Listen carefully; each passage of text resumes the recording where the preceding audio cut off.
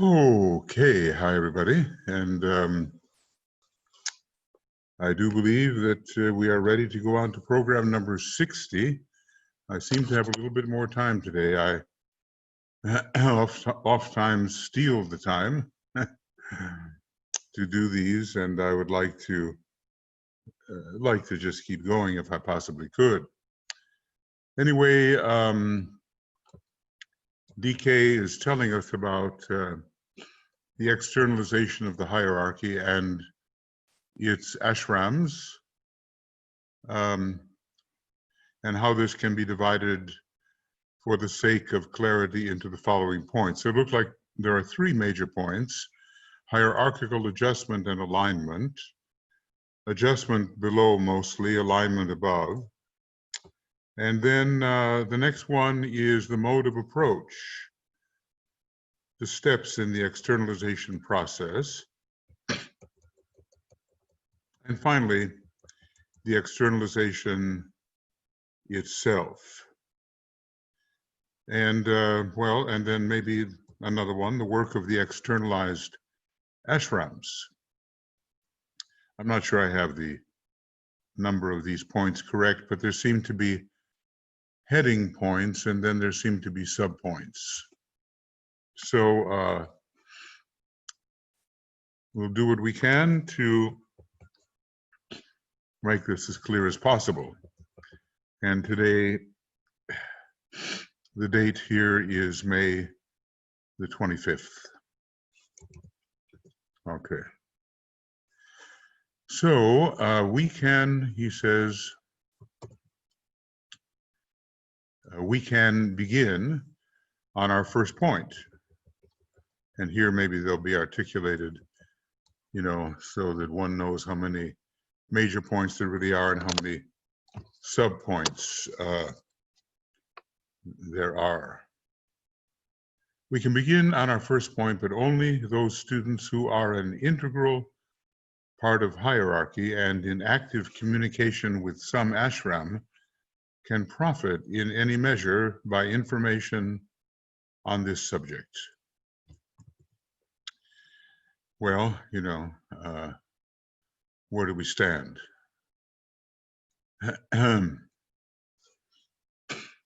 Only those students who are an integral part of the hierarchy. Integral, what does that mean? DK had students in his ashram basically standing on the periphery of the hierarchy, and they were accepted disciples. Does that make them integral?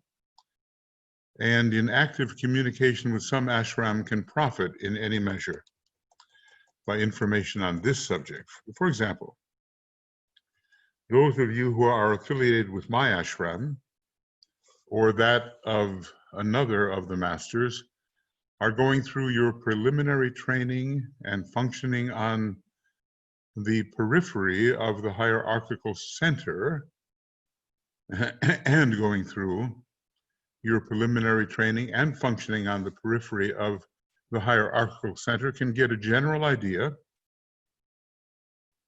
and can develop, if you attempt to do so, an intuitive perception of the proposed hierarchical integrity and future functioning. So we have the word integral and we have the word integrity. Now, you know, once we were dealing with the reorganized seed group, which by this time should have occurred, the people knew whether they were accepted disciples or not, and they were all accepted disciples, really, even if one of them had not taken the first initiation. Resent not my words, quote, functioning on the periphery, for they indicate great opportunity for service. The masters need many such as you on the outskirts of their ashram to aid in hierarchical endeavor, because you can reach the general public more easily than they can do, and you can step down the teaching far more adequately than could more advanced disciples. You and disciples like you are a definite part of the hierarchy. As you function in an ashram, you have a most useful place, and I would beg you to have this ever in mind. I will, therefore, give you whatever information I can, and which is permissible, but shall necessarily have to leave much unsaid. So don't, this is an appeal to the altruism of the members of the group, and some who want to be a bit more important than they are may resent the words that they are upon the periphery of the ashram, the outskirts, so to speak. Okay, now let's see. What are the main points? Hierarchical adjustment and alignment. As I said, principally, it seems that adjustment is made to those areas that lie below the disciple, such as the run-of-the-mill humanity, which is non-aspiring, or maybe aspiring a little, or perhaps aspiring and not knowing they are aspiring, and alignment with the higher spiritual sources. Now, what do I mean by the word adjustment in connection with the hierarchy? Adjustment, these are adaptations, I guess. Adjustment to karma, to the personality, to the soul, well, that would be above. To circumstances in the three worlds, we're always faced with that. To the impact of astral forces, powerful at the present time, or to the thought currents of those not oriented to the kingdom of God, does not constitute part of the training of those who are beyond the third degree of initiation. So, initiates of the threshold, as it were, have to deal with these things, but not those who are beyond the third degree. Well, there still is karma, I suppose, but it's more of a world nature. One is already a soul and can function within the causal body, as he enjoined us to do in Letters on Occult Meditation, and said that so many of our failures in meditation were the result of not being able to do that. And the circumstances in the three worlds, well, a third degree initiate under Leo Uranus is positive to those circumstances, and they do not sweep him off his feet. And the astral forces are pretty much overcome at the second degree. And thought currents, which are illusory, are pretty much overcome. Those ordinary streams of thought, which are not oriented to the kingdom of God. It's not the training of those who are beyond the third degree. Initiates on and beyond that level have transcended reaction along these lines, whilst those below the third initiation are in process of rapid adjustment. I use the word adjustment here definitely in the sense of reorientation, and in this sense, much can be noted. Okay.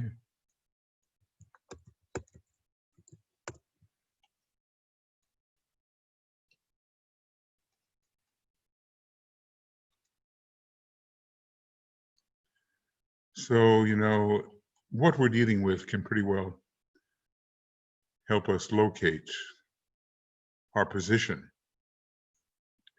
as long as we don't, become fixated with that position. On or beyond, at the third degree or beyond that level, have transcended reaction along these lines: astral, illusory, mental, many karmic adjustments, circumstance which oftentimes stops people from doing what they know they should do. These are the kind of things that probationary initiates may have to deal with, but not initiates of the third degree.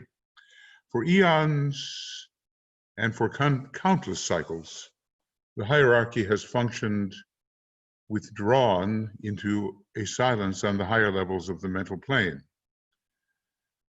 And on the Buddhic levels where contact has had to be made with them by those disciples who have, by discipline, development, and service, fitted themselves to establish such a relationship. This reorientation and emergence into physical plane publicity, is going to demand much from the members of the hierarchy.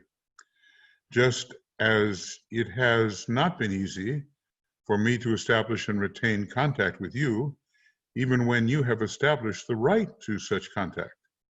So for them, the hierarchy, it is going to be still more difficult to be in touch with those who are not even disciples. Well, that's understandable. Okay. Let's see what we have here. 1, 2, 3. So for millions of years, and many, many cycles have elapsed, equinoctial and platonic years, and even the orbit of our 7 solar systems around the central point, around the Pleiades. You know, in 4 million years, you can cover a lot of cycles. Okay.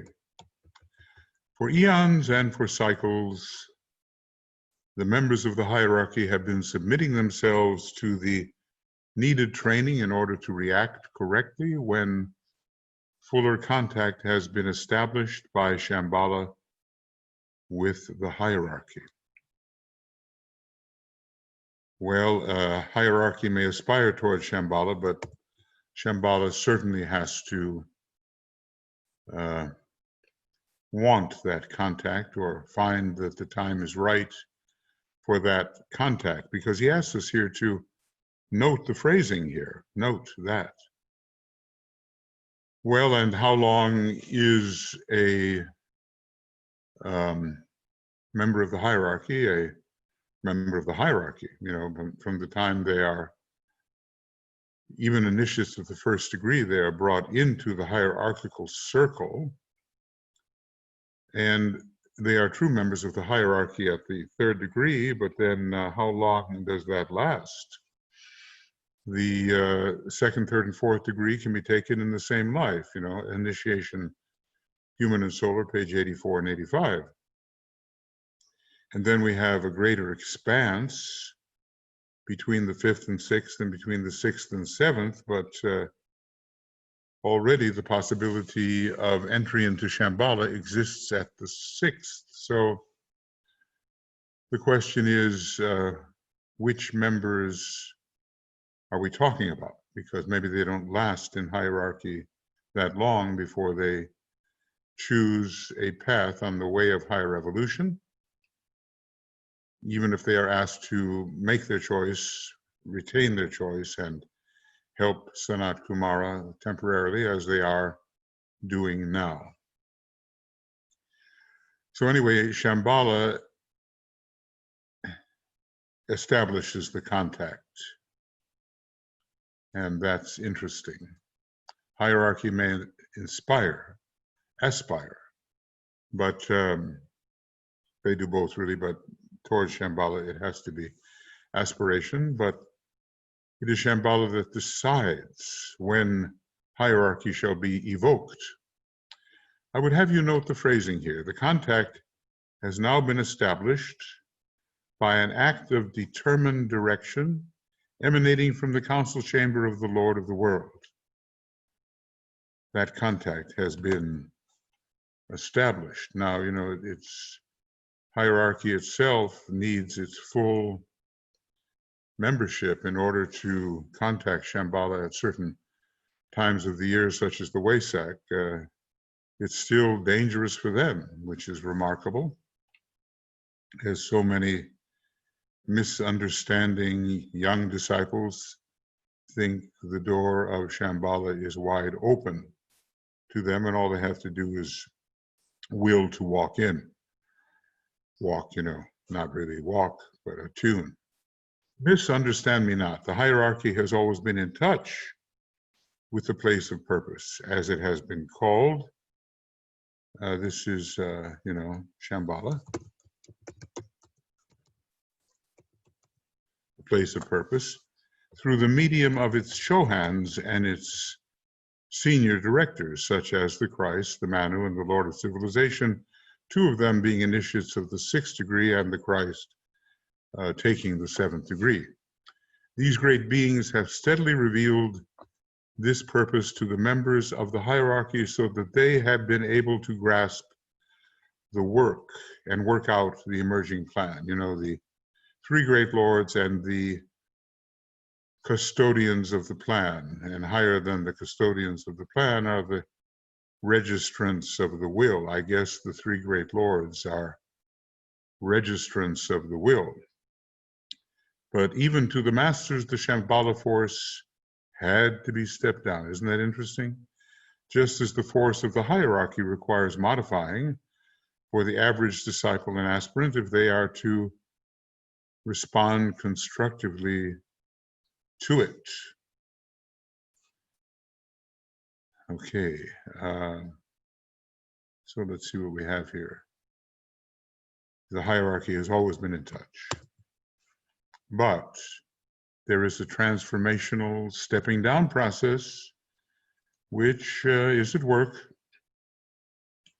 Otherwise, we blow the fuses, and every center of energy is like a fuse which can become overloaded, and then the contact breaks. You've seen what it's like when a fuse burns, or when a light bulb blows, the connection is severed.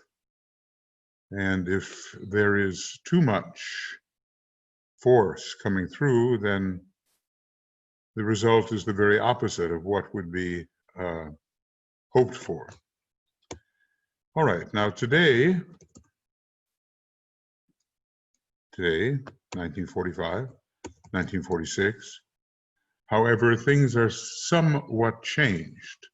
New inflowing energies and the only partial, sealing of evil in its own place, a sealing which will be progressively effective, have made a closer relationship possible. So really, hierarchy's relationship with Shambhala is certainly not complete. And as things stand now in the world, it is demonstrated that as the three periods, past, present, and future, are recorded and shown, the past, present, and future of the relationship between these three, Shambhala, hierarchy, and humanity, we notice that presently the connection with hierarchy is not complete. The masters are somewhat freer from certain of the arduous labors of the past cycles.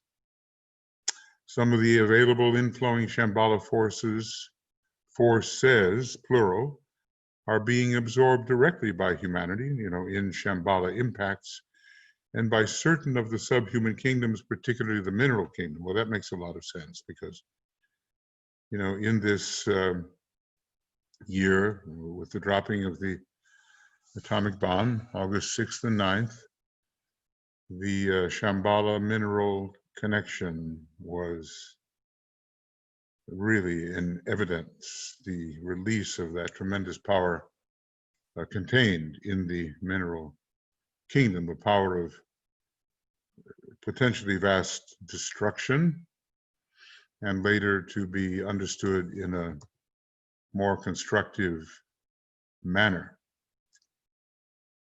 So we've had the Shambhala impacts of 1825, of 1975, of the year 2000, and other impacts which seem to come from Shambhala with great decisions of 1903, 1952, 2001, and one coming up in 2050. These are Shambhalic in nature. And the 6-degree initiates have submitted their decision for their path, but they've been retained in the service of Sanat Kumara. These are things, way beyond our comprehension, but we can understand maybe a little. So there were arduous initial labors in the past, just getting humanity to begin thinking in this more inclusive manner. And maybe they can be more open to Shambhala. Just suppose that we human beings had a greater freedom due to the contributions of the fifth ray and all of its labor-saving devices. We could turn our attention towards hierarchy. And hierarchy, because of whatever elements or have freed them, can turn their attention more toward Shambhala, the mineral kingdom. Okay. The first ray and the seventh ray, very powerfully connected. This latter will lead eventually, when complete, to those volcanic episodes and those basic earthquakes, which will change the face of the earth by the time the sixth root race comes into manifestation. Well, it's not far away. We may be passing through 5 sub 6, but the 10 million year sixth root race will have its beginnings in another 2,000 or so years. So the face of the earth will change. And this is, this is a prophecy, and we can only imagine how humanity might react. It is this direct inflow to the kingdoms functioning exoterically in the 3 worlds which have relieved and will to some extent relieve the otherwise overpowering pressure upon the hierarchy. Well, this is Shambhala force relieving hierarchy. Shambhala force relieving hierarchy. So, when a new energy comes in and supplements what you had to provide, it's quite a lift. And hierarchy is experiencing this kind of freeing up for higher things. You can't help but think that the Syrian law of freedom, a Uranian law, is coming in at this time. And certainly with the 7th ray cycle accompanying the Aquarian equinoctial age, and with Uranus being so important in Aquarius as the initial ruler and also the major ruler hierarchically, though veiled by the moon, we're going to have a lot of 7th ray and Uranian activity. Uranus is also involved in the very kinds of earthquakes which the Tibetan is talking about. I remember reading a book, maybe, I don't know, by Jeff Mayo or maybe, where he was showing how when Uranus was at the bottom of certain charts, along the IC, the earthquakes did occur. And one day that will be worked out, and the geophysicist will use astrology of that kind to predict a certain kind of necessary watchfulness, or to call for a certain kind of necessary watchfulness. So it's this direct inflow into the kingdoms which take off the pressure off of hierarchy. When pressure is taken off, new possibilities arise. Even though, as it is said in the book Heart, that pressure is the law of existence. And this will also act as a great aligning antikarana between the three planetary centers, which in the future will be totally aligned, with the arrows going back and forth from hierarchy, from Shambhala to hierarchy, hierarchy to Shambhala, hierarchy to humanity, humanity to hierarchy, Shambhala to humanity, and humanity to Shambhala. That will be the completing of the interplay, which is not yet the case. Okay, a great aligning antikarana between the three planetary centers. That's in process, but it's going to still take a long time. It is to this alignment I refer in this instruction, the alignment of the three centers upon this planet and the adjustments that this necessitates and inevitably enforces. So let's just I'll change this, not only adjusting below, but the adjustment of that which is above to that which is below. Adjusting in alignment, you can pretty well consider them together, because in new alignments many adjustments are required, and not only of the source above. Adjustments are required when facing a higher source by that which lies below. For the sake of humanity in the first place, and secondarily for the development of the subhuman kingdoms, the hierarchy has made certain difficult adjustments and alignments between the planetary centers, and these have been compulsory in their effects. Always this factor of sacrifice is involved, and if you're going to serve, really serve, you have to know the meaning of sacrifice. I mean, it's to make sacred, but there is a cost, and DK tells us constantly that the cost must be counted. Therefore, bear in mind that the adjustments which the hierarchy may impose upon itself bear small resemblance to the adjustments which you have to make in relation to your personality life. They are all hallmarked by the idea of service to the whole. The hierarchy is, in its true sense, has no personality through which to express itself. They do have the Maya Varupa instrument, and this greatly complicates the problems which have to be faced as it contemplates exoteric manifestation and work. So I guess the first thing we looked at here was called hierarchical adjustment and alignment. It is the middle center, and it aligns pretty much with that which is above, but not exclusively, and adjusts pretty much to that which is below, but not exclusively. And the two types of action, adjustment, kind of a fine tuning and a tweaking, and a repositioning occurs when new alignments, whether below or above, are experienced by the hierarchy. All right, the next one is adjustments and alignments within hierarchy. Whoop. That wasn't so good.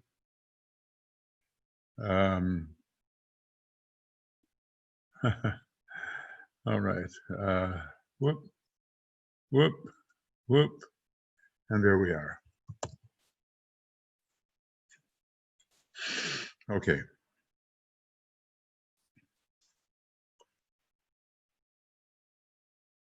All right. What in the last analysis is the hierarchy? What a question. It is a great salvaging core of dedicated, liberated units of life working in group formation with all forms and lives in all kingdoms and with all souls particularly. What a great definition. What a great definition. Worth repeating, don't you think?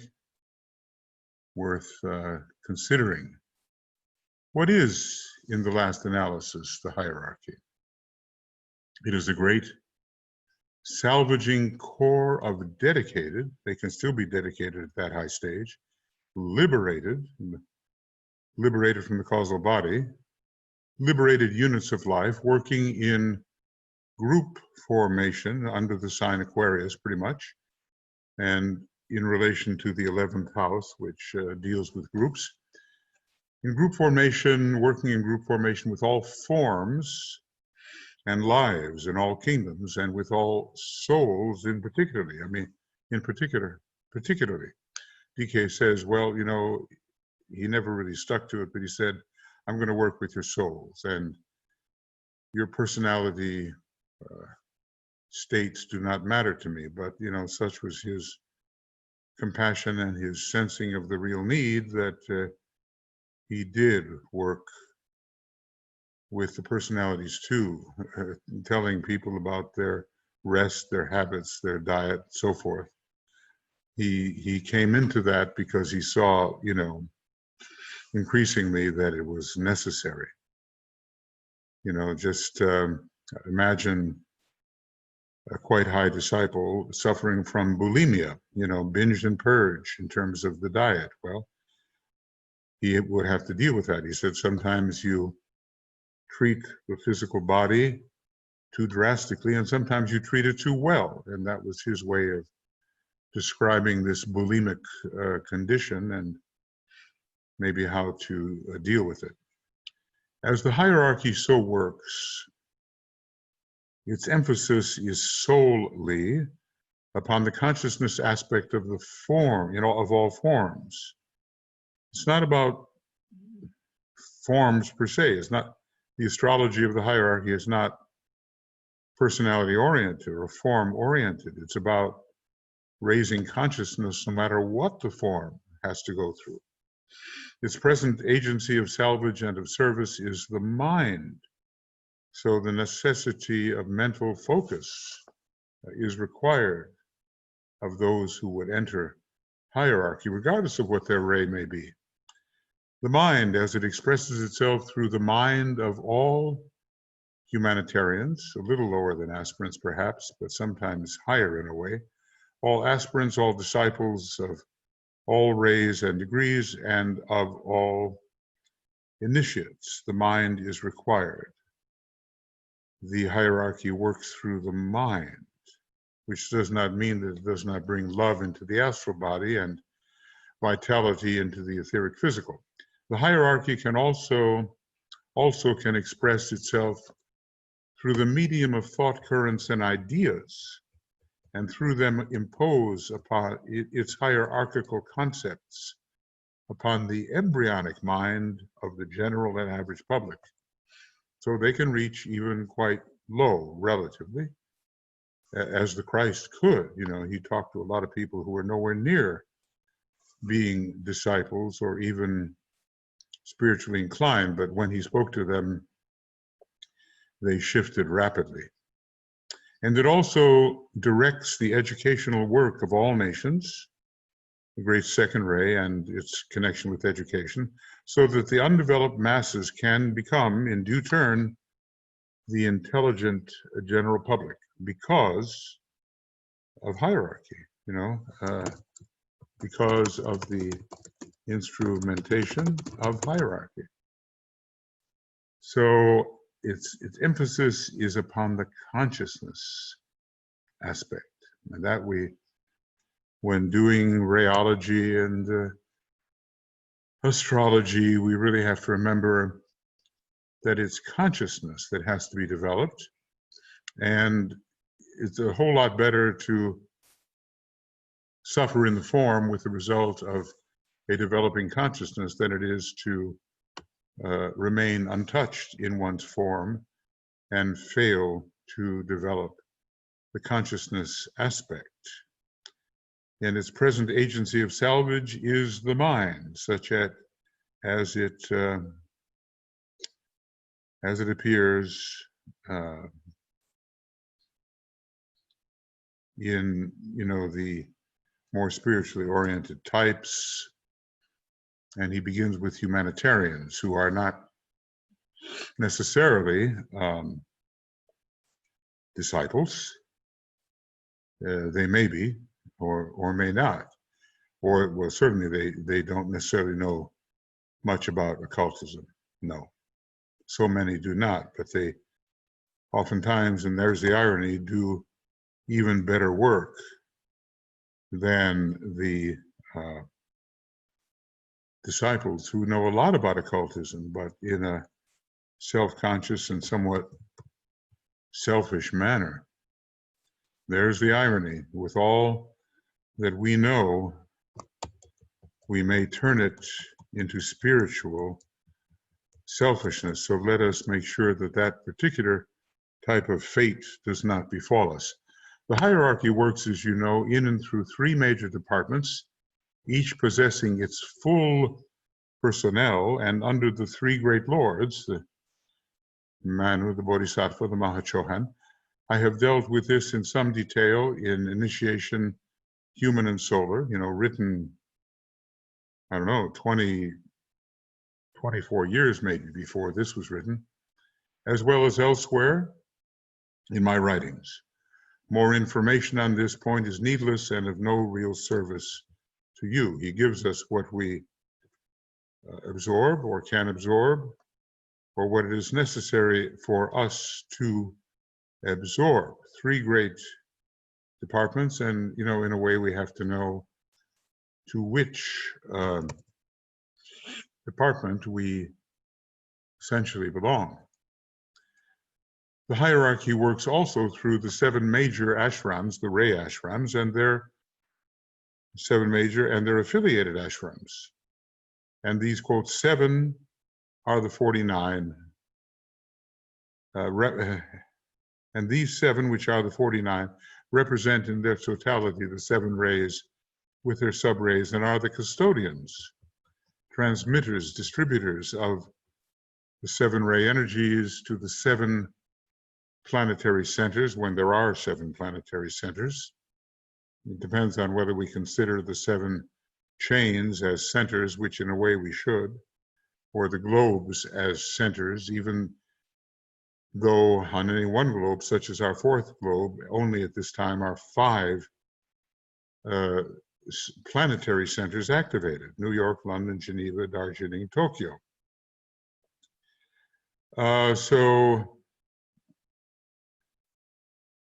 Okay, and of course all of these 49 are not yet in place, but maybe the destiny of any one person lies towards one of these sub-centers, in addition to being a member of the major Ray ashram. For instance, a subsidiary ashram is probably 2 sub 3 that Master DK presides over. And, teaching through art, 2 sub 4, teaching the science of consciousness, 2 sub 5, the New World religion, 2 sub 6, the healing, 2 sub 7, that kind of thing. And of course, other possibilities with each one of those sub-ray ashrams. They're just not completed yet, that's all. And we're not given an indication here that they are not completed. Elsewhere, he talks about it. So eventually there will be on our planet 7 planetary centers. To those in the fourth kingdom of nature, as they gradually unfold over the eons, and then via these to the 7 centers in the individual man, and such is the synthesis. So if you got that straight, you're better than I am. So let's, I was chopped it up a bit in the reading. The hierarchy works through the 7 major ashrams and their affiliated ashrams, sub-ashrams, and these 7, which are the 49, and will be the 49 really, represent in their totality the 7 rays with their sub-rays, and are the custodians, transmitters and distributors of the 7 ray energies to the 7 planetary centers, the eventual 7 planetary centers, via these centers to those in the fourth kingdom of nature. It's interesting that a human being is connected with a planetary center.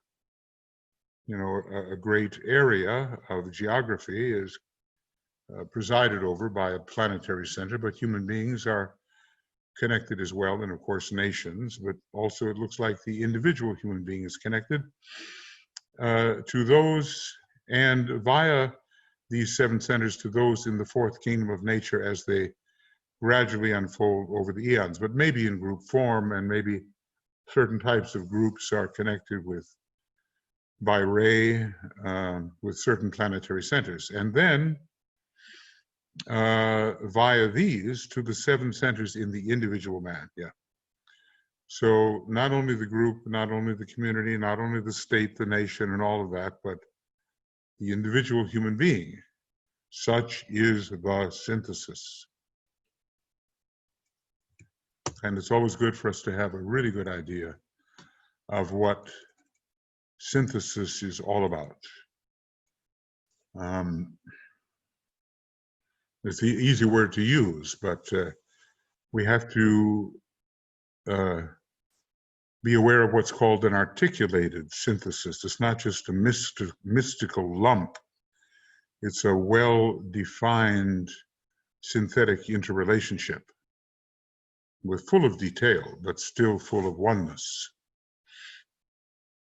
The 7 major centers or ashrams within the hierarchy are each presided over by masters of Chohan rank. Now that's a very definite statement.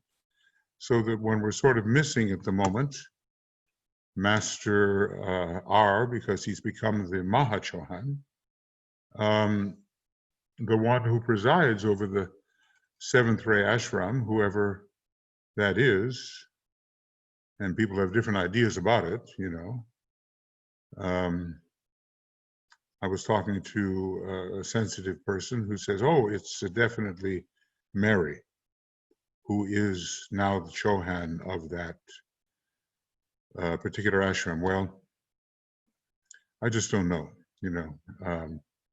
I know that to take the 5th initiation, it is necessary to have the male body in terms of electricity. And, but I'm not sure about the Chohanic initiation, the number 6. It may not be necessary to have the male vehicle, though everyone we seem to be learning about does have that male vehicle. So the 7 major centers or ashrams within the hierarchy are each presided over by masters of Chohan rank. The 7 subsidiary centers or ashrams are presided over by masters and adepts of the 5th and 4th initiation, especially maybe the scientific ashrams.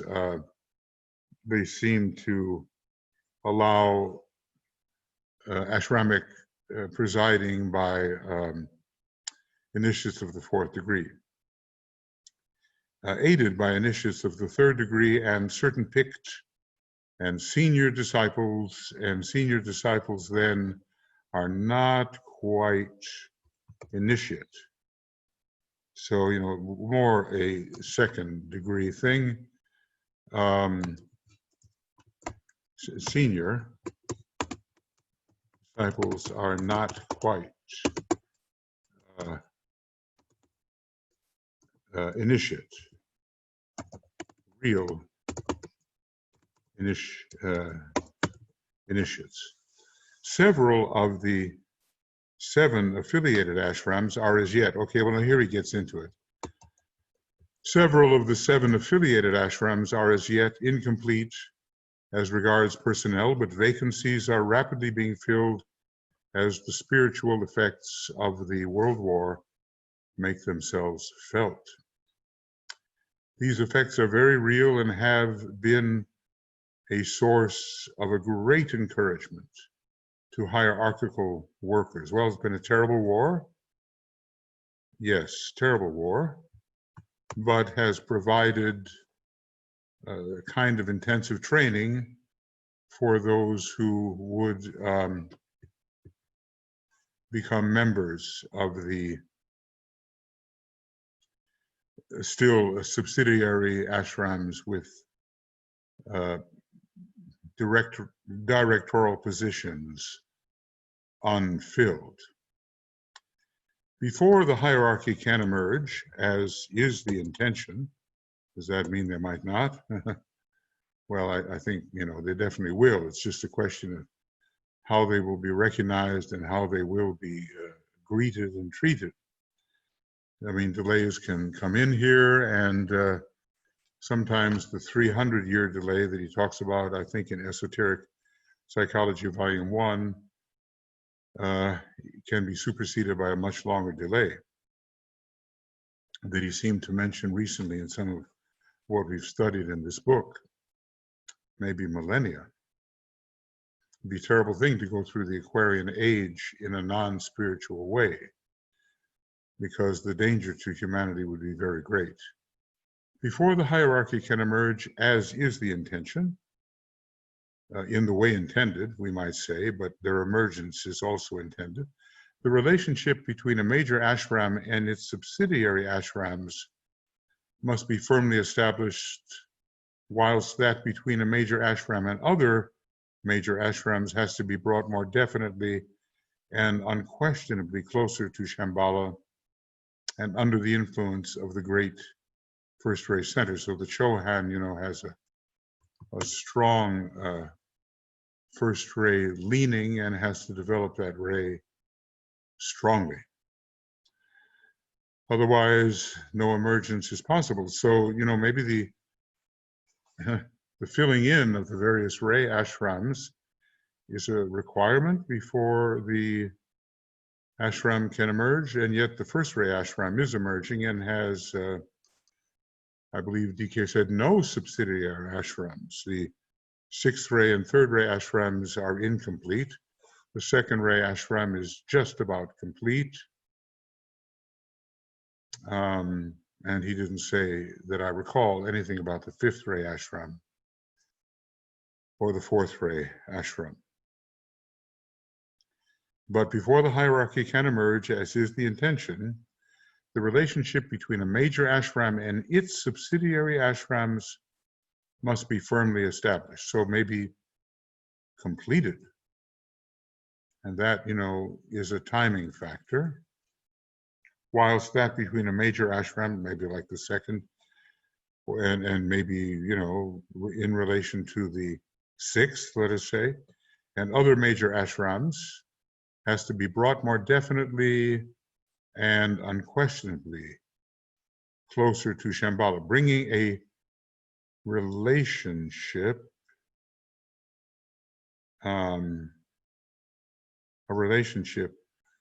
closer to shambhalic influence. Now, these are hierarchical matters, and we wouldn't know how to judge of them anyway. The energy which will align and adjust the subsidiary 49 ashrams, when they are ready, is that of the 2nd ray of love wisdom. It's the great ray, it's the indigo ray, it's the great ray of our planet in this solar system, and it's the great ray of the solar logos. So the 2nd ray is vitally important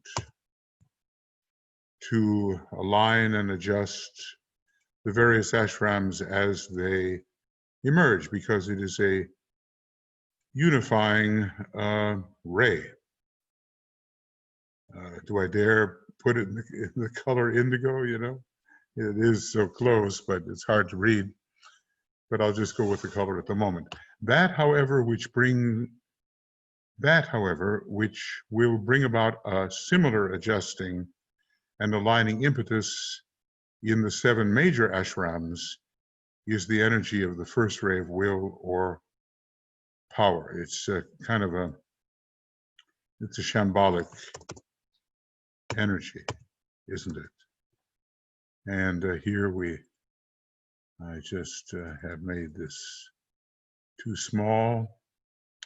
And I'm going to go to Verdana. The energy of the first ray of will or power. So we need that. Second ray will bring about the adjustment and the harmonizing and the unification and love, wisdom. But in the 7 major ashrams, it has to be ruled by the first ray of will or power, which is from Shambhala, with the Lord of the world as the head, really, or using hierarchy as his ashram. I've here given you a most important item of occult information, but one which is of no importance to you individually. It serves, however, to present proof of the significant occult relation between the 3 planetary centers.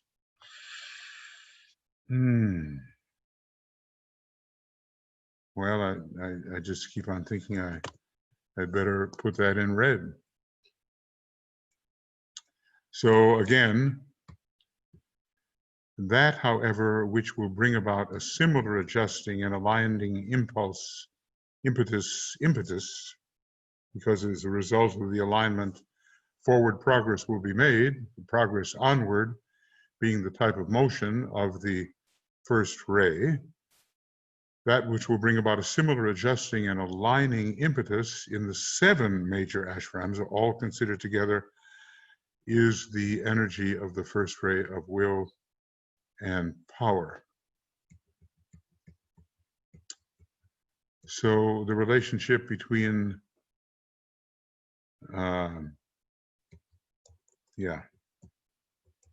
great first ray center, the energy which will align and adjust the subsidiary 49 ashrams, not considered as a major ray ashram, is that of the second ray of love, wisdom. However, if you want to align the entire ray ashram as a whole within itself and with each other, we need the energy of Shambhala. I hope I do understand that. I hope you do too. Just as the 3rd planetary center, humanity has now reached a point of intelligent development, so there would be a lot more 3rd ray personalities with lesser soul rays, in some cases switching to the 3rd ray, has now reached a point of intelligent development so that a closer rapport can be set up between it and the hierarchy. So the hierarchy has moved forward as a unit, that's the key, so that a closer corresponding rapport can also be set up between it and Shambhala. Well, let's see how I shall do this. I'll kind of make this on the green side of things. And then, so the hierarchy has moved as a unit closer so that there can be a corresponding rapport set up between it and Shambhala. In other words, different centers are moving closer to superior centers. And I think what we would find is that as the throat center would approximate the heart center, so the heart center would approximate the head center, even though in a way the heart center remains supreme. Just as the rapport between the hierarchy and humanity is established via aspirants, disciples, and initiates in physical existence who are responding to the love wisdom of the universe in some measure, and who work via the intelligent people in incarnation primarily. Okay, so let's make that blue. I think I love the indigo, but I'll stay away from it for the moment. So, rapport between Shambhala and the hierarchy is being more closely established via the senior ashrams. Maybe the entire Ray ashram, Master K.H.'s entire second Ray ashram, Master Hilarian's entire fifth Ray ashram, Master Maurya's entire first Ray ashram. So rapport between Shambhala and the hierarchy is being more closely established via the senior ashrams and not via the secondary ones. Well, that really explains what is said above, that Shambhala is required for the larger Ray ashrams. Let's see if I have that correct. Yes, a similar adjusting and aligning impetus in the 7 major ashrams has to be handled by the first Ray and by Shambhala, and the adjustment of the subsidiary ashrams is handled by the second Ray.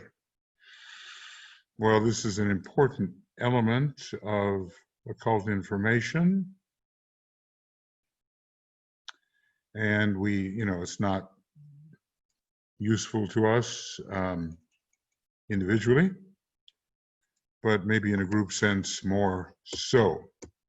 So rapport between Shambhala and the hierarchy is being more closely established via the senior ashrams, who are headed by Chohans, who are automatically, and at least for a time, members of Shambhala, and not via the secondary ones. The secondary ashrams are not reaching into Shambhala.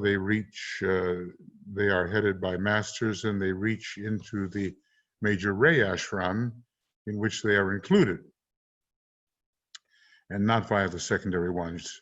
You have, therefore, a situation which might be depicted somewhat as follows. Well, okay, this is interesting, and I don't want to get into it because it's a subject all of its own. And I think rather than get into it and have to leave off, I'm so close to an hour here that I can wait until later. 528, we're on page 528. And I think 523 to 528 is what we're dealing with in this particular program number 60. So by the time I finish doing this, May the 25th, we will have expended about an hour's worth of discussion. I guess that means me talking to myself, but hopefully talking to you too, and giving you ideas that will spring up intuitively in your consciousness, regardless of what I say, or maybe because of it, but certainly most probably because of what the Tibetan has said. So far we've done adjustments and alignments in general. Let's see here. Yes, hierarchical adjustment and alignment, and then hierarchical adjustment within itself, and those two factors particularly, and then the discussion of the subsidiary ashrams integrated under Ray 2 largely, and the major Ray ashrams integrated under Ray 1. And this tells us a big hint. This is a hint about a hint. Oh, that's an interesting word. Hint about the timing. And oh, come on. Timing of the EXHH. A hint. That must be in some interesting language. Okay. Right. And basically, I'm going to reduce this and hint about. And we'll reduce it a little bit. 1, 2, 3, 4, and we'll make it of that color. All right. And then it takes us into the relationship of the subsidiary ashrams to hierarchy and of the major Ray ashrams to Shambhala. Because after all, ruled by a Chohan, Chohans are de facto members of Shambhala, even if temporarily, and even if they choose other paths. If they choose the path of earth service, they will remain for a long time as members of Shambhala, and maybe there's a term set upon that. I don't know. The Christ has been a Chohan since Palestinian days. And I presume the Manu and the Maha Chohan have been Chohans since a later time. And the Christ is moving in this long 7th degree process towards the completion of the 7th degree, and so is the Buddha. Well, there's a lot of information here, and you kind of wonder, you know, do we get it? Do we understand it? I always question myself, do I understand it?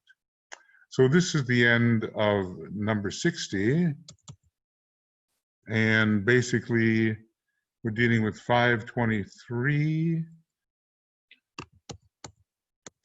and it's about an hour and 3 minutes, yeah. 523 to 528, 5 pages. 528, okay. 5, 2, 8. And the beginning of program number 61, approximately 1 hour and X minutes. You never know. I might be inspired to go on for a 2-hour program, but a meeting prevents me from doing that right now. And May 25th, well, let's say May XX, because I don't know when I'll do this. I've done 3 programs today, and it can take it out of you, you know? All right, friends. So thank you for attending. And we have a relationship we're going to get into here about the different planetary centers and what they control. There's just, even in a little sentence, there's so many hints that will give lines of light to other factors which may have been insufficiently understood. At least they will be more greatly understood. So here is the stop recording. Many blessings, lots of love. I stopped the recording.